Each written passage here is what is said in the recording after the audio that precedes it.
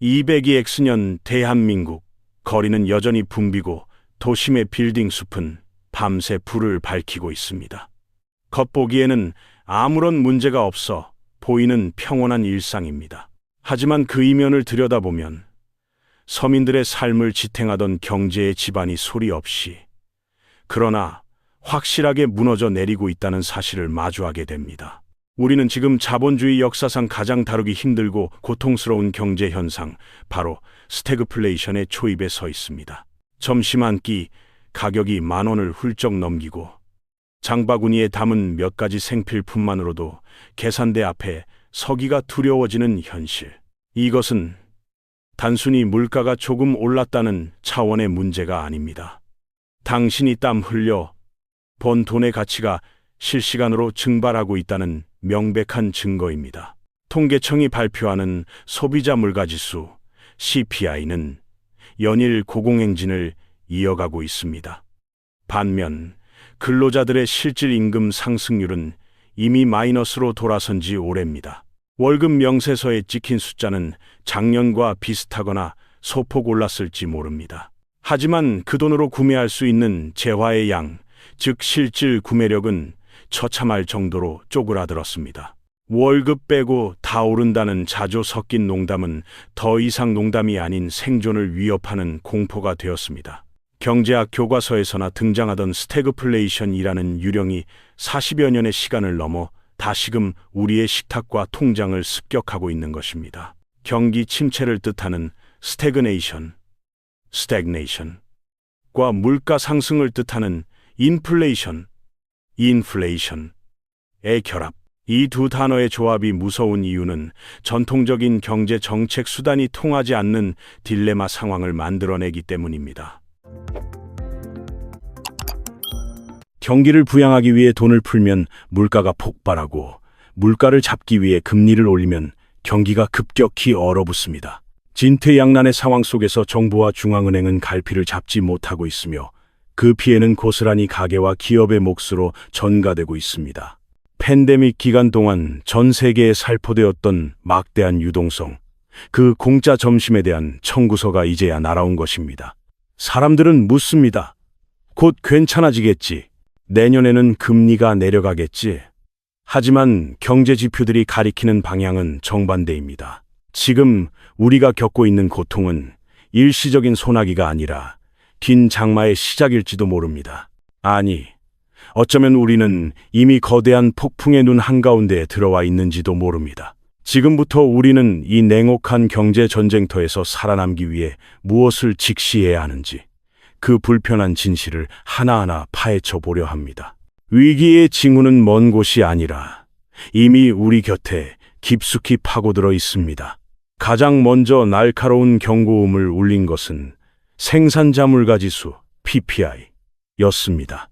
기업이 물건을 만들 때 들어가는 비용이 급증하면 이는 시차를 두고 반드시 소비자 가격에 반영됩니다.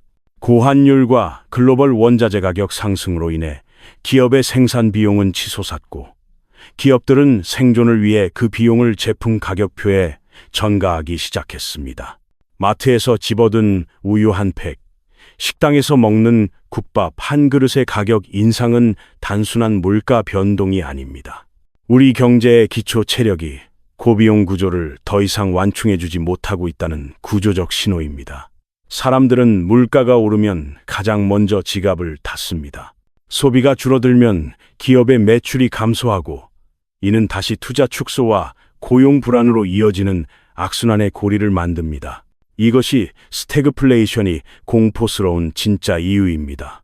경기는 차갑게 식어가는데 물가만 뜨겁게 달아오르는 기이한 현상 속에서 경제 주체들은 방향을 잃게 됩니다. 더욱 심각하고 치명적인 뇌관은 바로 부채입니다. 대한민국 가계부채는 공식 통계로만 900조 원을 넘어섰으며, 전세 보증금 등 숨은 부채를 포함하면 그 규모는 천문학적으로 불어납니다. GDP 대비 가계부채 비율이 세계 최고 수준이라는 사실은 이제 뉴스거리조차 되지 않을 만큼 만성적인 위험이 되었습니다. 문제는 이 막대한 빚이 과거 초저금리 시대에 쌓아올린 모래성이라는 점입니다. 기준금리가 오르고 시장금리가 그에 반응하면 가계가 감당해야 할 이자, 비용은 기하급수적으로 늘어납니다. 소득의 40%, 심지어 60% 이상을 오로지 빚을 갚는 데 써야 하는 한계 차주들이 급증하고 있습니다. 이들에게 금리 인상은 단순한 지출 증가의 문제가 아니라 생존의 문제입니다. 영끌로 집을 샀던 청년 세대와 빚으로 버티며 가게 문을 열고 있는 자영업자들에게 현재의 고금리 기조는 사형 선고와도 같습니다. 최근 시중은행과 제2금융권의 연체율이 야금야금 오르고 있다는 것은 이 거대한 빚의 댐에 미세한 균열이 가기 시작했다는 명백한 증거입니다. 거리로 눈을 돌려보면 위기의 실체는 더욱 선명해집니다. 서울의 핵심 상권조차 임대문해가 붙은 공실이 즐비합니다. 자영업 폐업률이 역대 최고치를 경신하는 지금, 이는 단순한 경기 불황이 아닌 자영업 생태계의 붕괴를 의미합니다. 버티다 못한 자영업자들이 무너지면 그들에게 자금을 공급한 금융권으로 부실이 전이되는 것은 시간 문제입니다. 기업 상황도 다르지 않습니다. 벌어들인 영업이익으로 이자조차 감당하지 못하는 소위 좀비 기업 한계, 기업의 비중이 위험 수위를 넘었습니다. 지난 10년간 저금리라는 산소호흡기에 의존해 연명하던 기업들이 자금 조달 비용 상승이라는 충격 앞에서 질식하고 있는 것입니다. 우리는 지금 겉으로는 평온해 보일지 몰라도 수면 아래에서는 거대한 부실의 덩어리가 소용돌이치고 있는 임계점을 지나고 있습니다. 이것은 비관론자의 헛된 공포가 아닙니다. 모든 데이터가 일제히 가리키고 있는 냉정한 현실입니다. 그렇다면 도대체 왜 경기는 바닥을 기고 있는데 물가는 미친 듯이 오르는 기이한 현상이 벌어지는 것일까요? 이 경제적 모순의 작동 원리를 이해하려면 우리는 비용 인상 인플레이션, cost push inflation이라는 개념을 명확히 들여다봐야 합니다. 과거 우리가 호황기에 겪었던 인플레이션은 대부분 사람들이 돈을 많이 써서 발생하는 수요 견인 디맨드 풀 형태였습니다. 경기가 좋아 소득이 늘고 너도 나도 물건을 사려다 보니 가격이 오르는 어찌 보면 성장의 통증이었습니다. 하지만 지금 닥친 인플레이션은 성격이 완전히 다릅니다. 원유, 가스, 원자재 가격이 폭등하고 글로벌 공급망이 블록화되면서 물건을 만드는 비용 자체가 비싸진 나쁜 인플레이션입니다. 여기에 한국 경제의 구조적 아킬레스건인 고환율이 기름을 붓고 있습니다.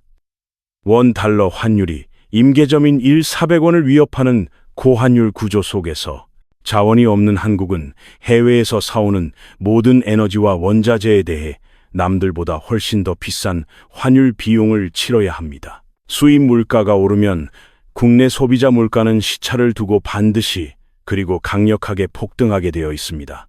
이 상황이 절망적인 이유는 거시경제 정책의 무력화 때문입니다. 통상적으로 물가가 오르면 중앙은행은 금리를 인상해 시중에 돈을 걷어들입니다. 이것이 경제학의 정석입니다. 하지만 스태그플레이션 상황에서는 이 전통적인 처방전이 오히려 경제를 죽이는 독약이 될 수 있습니다. 물가를 잡겠다고 금리를 급격히 올리면 가뜩이나 1,900조 원의 빚더미 위에 앉은 가게와 한계 기업들이 이자 부담을 이기지 못하고 연쇄 도산하게 됩니다. 반대로 죽어가는 경기를 살리겠다고 금리를 낮추거나 돈을 풀면 화폐 가치는 나락으로 떨어지고 물가는 통제불능 상태인 하이퍼 인플레이션의 길목으로 치닫게 됩니다. 한국은행이 이러지도 저러지도 못하는 딜레마에 빠져 고뇌하는 사이 시장의 불확실성은 극대화되고 경제는 서서히 마비되어 갑니다. 결국 이 충격의 메커니즘은 가장 약한 고리부터 끊어내며 작동합니다. 물가 상승 속도를 도저히 따라가지 못하는 임금은 실질 소득의 급격한 감소로 이어지고 가난해진 소비자들은 생존을 위해 지갑을 닫아버립니다. 소비가 멈추면 기업의 창고에는 재고가 쌓이고 이익이 급감한 기업은 신규 채용을 멈추거나 기존 인력을 내보내는 구조조정을 단행합니다. 소득이 줄어드니 다시 소비가 위축되는 악순환, 즉 경기 침체의 소용돌이가 완성되는 것입니다. 문제는 이 악순환이 진행되는 와중에도 전쟁이나 공급망 이슈 같은 대외 변수로 인해 물가는 계속 높은 수준을 유지한다는 점입니다. 소득은 줄고 일자리는 사라지는데 물가는 오르는 상황. 이것이 바로 스태그플레이션이 경제의 난치병이라 불리는 이유이며 현재 한국 경제 시스템 내부에서 벌어지고 있는 소리 없는 붕괴의 작동 원리입니다. 역사는 그대로 반복되지 않지만 그 흐름은 소름 끼칠 정도로 운율을 맞춘다. 마크 트웨인의 말처럼 지금 우리가 겪고 있는 위기의 결말을 미리 보여주는 미래의 거울들이 세계 곳곳에 존재합니다. 바다 건너 남의 나라 이야기로만 치부하기에는 너무나 참혹하고 또 우리의 현실과 닮아 있는 사례들을 냉정하게 직시해야 합니다. 가장 극단적인 예로 남미의 아르헨티나와 베네수엘라를 봅시다. 한때 자원부국으로 불리며 남미의 맹주를 자처했던 이들 국가는 방만한 재정 운용과 포퓰리즘 정책으로 경제의 기초 체력을 갉아먹었습니다. 물가가 오르는데도 정부는 돈을 찍어내 허기를 달래려 했고 그 결과는 연간 수백 %에 달하는 살인적인 하이퍼 인플레이션이었습니다. 화폐 가치가 휴지 조각이 되어 빵 한 조각을 사기 위해 돈다발을 수레에 싣고 가야 하는 그들의 모습은 경제 시스템이 무너진 사회가 개인에게 어떤 고통을 주는지 적나라하게 보여줍니다. 더욱 섬뜩한 사례는 튀르키예, 터키입니다. 튀르키예는 불과 몇 년 전 치솟는 물가를 잡아야 할 시점에 정반대로 금리를 인하하는 역주행 실험을 강행했습니다. 고금리가 고물가의 원인이라는 정치적 논리가 경제 원칙을 짓밟은 결과는 참담했습니다. 리라화 가치는 수직으로 폭락했고 수입 물가는 통제 불능 상태가 되었으며 중산층은 순식간에 빈곤층으로 전락했습니다. 이는 시장의 원리를 거스르고 억지로 환율과 금리를 통제하려 했을 때 시장이 얼마나 가혹하게 복수하는지를 보여주는 명백한 경고장입니다. 현재 한국에서도 고금리로 인한 고통을 호소하며 금리 인하를 요구하는 목소리가 높지만 섣부른 완화 정책이 어떤 파국을 불러올 수 있는지 튀르키예의 사례는 웅변하고 있습니다. 시선을 가까운 일본으로 돌려보면 또 다른 공포가 기다리고 있습니다. 일본의 잃어버린 30년은 부동산 버블 붕괴와 인구 고령화가 겹치며 찾아온 장기 디플레이션의 패시였습니다. 하지만 지금 한국이 마주한 현실은 일본보다 더 악질적입니다.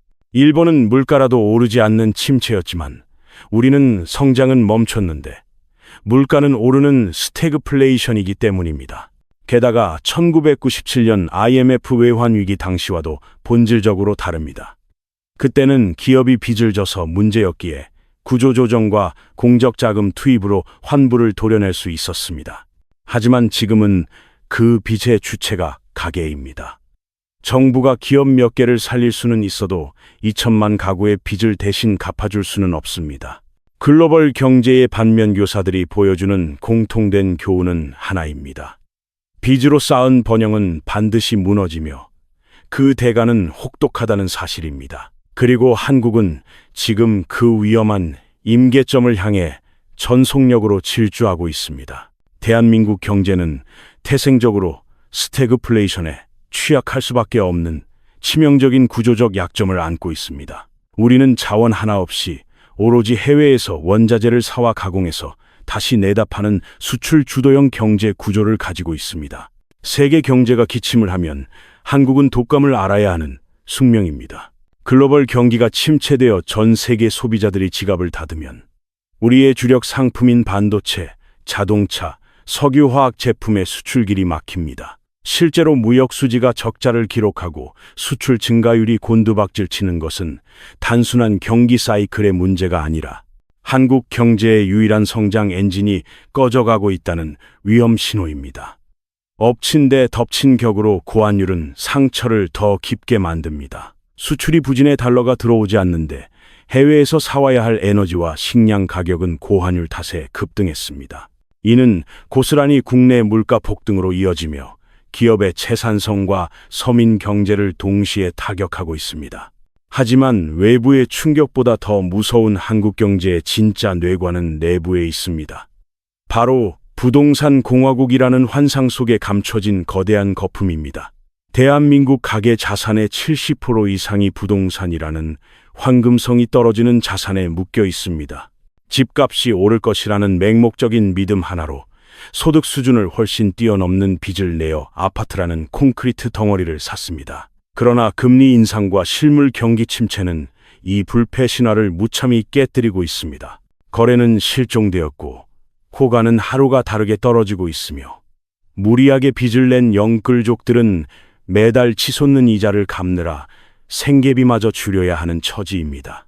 부동산 시장의 냉각은 단순히 집주인들의 자산 감소 문제가 아닙니다. 건설사들의 자금줄이 막히는 PF 프로젝트 파이낸싱 부실 사태로 번지며 제2금융권과 건설업계 전반을 연쇄부도의 공포로 몰아넣고 있습니다. 이 과정에서 가장 뼈아픈 현실은 중산층의 붕괴가 가속화된다는 점입니다. 스태그플레이션은 자산이 적고 근로소득에 의존하는 중산층과 서민층을 가장 먼저 그리고 가장 잔인하게 공격합니다. 현금 부자들은 고금리 예금이나 저가 매수를 통해 위기를 기회로 삼을 여력이 있지만 하루 벌어 하루 먹고 사는 서민들에게 인플레이션은 앉아서 당하는 보이지 않는 세금과도 같습니다. 월급은 그대로인데 밥상 물가와 공공요금, 대출이자가 동시에 오르면 결국 미래를 위한 저축을 포기하고 보험을 해약하며 아이들의 학원비를 줄여야 합니다. 소비 여력이 바닥난 내수 시장은 침체되고 자영업자는 무너지며 양질의 일자리는 사라집니다. 희망이 사라진 사회, 계층 이동의 사다리가 걷어차진 사회, 스태그플레이션이 한국 사회에 남길 가장 깊은 상처는 단순한 GDP 하락이 아니라 내일은 오늘보다 나아질 것이라는 사회적 역동성의 상실일지도 모릅니다. 이토록 거대한 위기 앞에서 정부와 중앙은행은 과연 우리의 든든한 방패가 되어줄 수 있을까요? 냉정하게 말씀드리자면 지금 정책 당국의 손발은 꽁꽁 묶여있는 상태입니다. 한국은행 총재가 매번 금융통화위원회 때마다 고뇌가 깊다고 토로하는 것은 엄살이 아닙니다. 한국은행은 지금 외통수에 걸려 있습니다. 미국의 연준, 이 고금리 기조를 유지하는 상황에서 우리가 먼저 금리를 내린다면 자본 유출과 환율 폭등을 막을 수 없습니다. 그렇다고 금리를 따라 올리자니 1,900조 원의 가계부채가 터져버릴 것이 뻔합니다. 이러지도 저러지도 못하는 사이 금리 격차로 인한 외국인 자본의 이탈 압력은 계속해서 원화 가치를 짓누르고 있습니다. 대한민국 통화 정책의 키케는 사실상 서울 명동의 한국은행이 아니라 워싱턴의 미 연준이 쥐고 있다고 해도 과언이 아닙니다. 정부의 재정 정책 또한 한계에 봉착했습니다. 경기를 부양하려면 정부가 돈을 써야 하는데 곳간이 비어가고 있습니다. 경기 침체로 기업 실적이 악화되고 부동산 거래가 끊기면서 법인세와 양도세 등 세수세금 가역대급 펑크를 기록하고 있기 때문입니다. 건전 재정을 기조로 내세운 정부가 빚을 더 내어 추경을 편성하기도 쉽지 않습니다. 무엇보다 지금은 돈을 풀면 물가라는 불에 기름을 붓는 격이 되기에 과거와 같은 대규모 부양책은 불가능에 가깝습니다. 결국 정부가 할 수 있는 것은 위기가 시스템 전체의 붕괴로 번지지 않도록 막는 방어적 조치와 가장 취약한 계층이 아사하지 않도록 돕는 최소한의 핀셋 지원뿐입니다. 정부가 어떻게든 해주겠지, 부동산 시장이 무너지게 두지는 않겠지 라는 막연한 기대는 버려야 합니다. 국가 부도라는 최악의 시나리오를 막기 위해서라면 정부는 개별 경제 주체들의 고통을 어느 정도 용인하는 비정한 선택을 할 수밖에 없는 것이 냉혹한 거시경제의 현실입니다. 이제 우리는 스스로에게 질문을 던져야 합니다. 각자도생, 극도성의 시대. 이 혹독한 스태그플레이션의 겨울을 어떻게 살아남을 것인가? 첫 번째 생존 수칙은 철저한 디레버리징, 델레버리징, 부채 축소입니다. 지금은 빚을 내어 자산을 불릴 때가 아니라 뼈를 깎는 심정으로 빚을 줄여야 할 때입니다. 특히 변동금리에 노출된 악성 부채는 가지고 있는 자산을 팔아서라도 최우선으로 상환해야 합니다. 금리가 내려갈 것이라는 희망 회로를 돌리며 버티기에는 우리가 건너야 할 고금리의 계곡이 너무나 깊고 깁니다. 자산 가격의 상승보다 현금 흐름, 캐시플로우의 확보가 훨씬 중요한 시기입니다. 10억짜리 아파트에 깔고 앉아 있어도 당장 쓸 현금이 없다면 위기 상황에서 그 자산은 나를 지켜주지 못합니다. 오히려 헐값에 던져야 하는 짐이 될 뿐입니다. 두 번째는 보수적인 현금 확보와 안전 자산 배분입니다. 불확실성이 극에 달한 시기에는 현금 그 자체가 가장 강력한 종목입니다. 무리한 주식 투자나 부동산 갭 투자를 멈추고 언제든 꺼내 쓸 수 있는 유동성을 확보하십시오. 여유가 있다면 자산의 일부를 달러와 같은 기축통화나 금과 같은 실물 자산으로 분산하여 원화 가치 하락에 대비하는 해지 전략도 필요합니다. 마지막으로 가장 중요한 투자는 바로 나 자신에 대한 투자입니다. 기업들이 구조조정을 단행하고 일자리가 줄어드는 시기, 대체 불가능한 업무 역량을 키우거나 추가적인 소득 파이프라인을 만드는 것이야말로 인플레이션을 이기는 가장 확실한 방패입니다.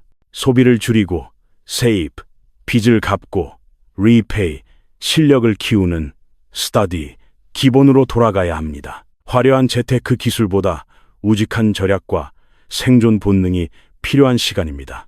경제는 끝없이 순환합니다. 영원한 호황이 없듯 영원한 불황도 없습니다. 하지만 분명한 것은 이번 스태그플레이션의 터널은 우리가 생각하는 것보다 훨씬 길고 어두울 수 있다는 사실입니다. 지난 10년간 우리를 취하게 했던 이지 머니의 시대, 저금리와 유동성의 파티는 완전히 끝났습니다. 이제 파티장의 불은 켜졌고 음악은 멈췄습니다.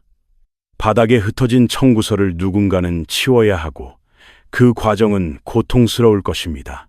거품이 꺼지는 과정은 잔인하지만 역설적이게도 거품이 거치고 난 뒤에야 비로소 진짜 가치가 드러납니다. 준비되지 않은 자들에게 이 시기는 재앙이겠지만 현금을 쥐고 때를 기다리며 경제를 공부한 사람들에게는 역사적인 부의 이전 기회가 될 것입니다. 우리는 지금 거대한 변화의 변곡점에 서 있습니다. 과거의 성공 방정식은 잊으십시오. 맹목적인 낙관론도 막연한 공포심도 경계하십시오. 대신 차가운 머리로 현실을 직시하고 뜨거운 가슴으로 다가올 기회를 노려보십시오. IMF 위기 속에서도 글로벌 금융 위기 속에서도 누군가는 무너졌지만 누군가는 새로운 후를 거머쥐었습니다. 살아남는 자가 강한 자입니다. 지금 이 순간 당신의 자산과 가족을 지키기 위해 당신은 무엇을 준비하고 계십니까? 위기의 끝에서 웃을 수 있는 사람은 바로 지금 깨어있는 당신이길 바랍니다. 시청해 주셔서 감사합니다.